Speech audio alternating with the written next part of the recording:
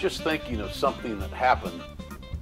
You know, right now there's a lot of people in this present economic deal that's going on, not only in America, but in the world. And of course, for us, we think it's bad, but compared to a lot of people, as you know, we've got it good. However, the pressures and the stresses that people feel are real. And in our case, we just finished our new church, and then this economic crunch hit, so we've never missed a payment. But we've had to watch our P's and Q's. And many of our people, I mean, the income of virtually every state in the nation has gone down, including California, some much worse than California, but all over America, the incomes have gone down. This all has an impact. So, and then I also thought about the fact that people who have challenges with their health, and in our case, it seems like that all conspired together. It's like the devil does. He just brings everything on you at once. I think you know what I mean. If you are living for God and you don't know what I mean, you're going to know what I mean, because your day's coming. Nobody's exempt. But I imagine if you've been around any length of time, you already know that. Anyway, the other night, my daughter Rebecca, my oldest daughter,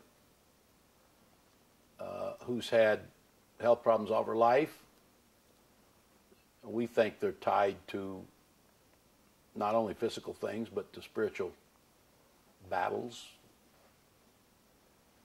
Whether that's true or not, that's what we think. And had a kidney transplant and had a pancreas transplant, and I told her she's like a spare parts store.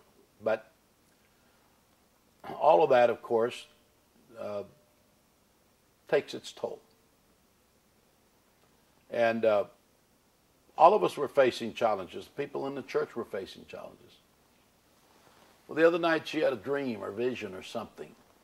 You just take it for what it's worth.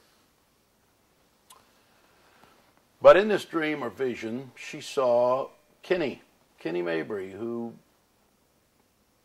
came to Sacramento when we came, who was one of the 2 or 3 men that said, we're here for the duration. You got to have those kind of people in a church that just say, I'm not perfect, but I'm here for the duration. And he and Pat were those kind of people, among others, a few others. And that group created the critical mass necessary for the church to grow. Anyway, he died a few years ago of cancer. He was only 59 years old. His great dream was to build the church in the parsonage, the new church, the new parsonage. And he got cancer. He was a general contractor and never missed a day of work, cancer and all. He died on a Tuesday. Monday was a holiday. Sunday was a day off. And Saturday, before the Tuesday, he was out on the job. Blood running out his mouth. Wouldn't stop. Died on Tuesday. A go-getter. Anyway, it's a strange thing. So Rebecca, the other night, I guess she was asleep. I don't know how all these things work.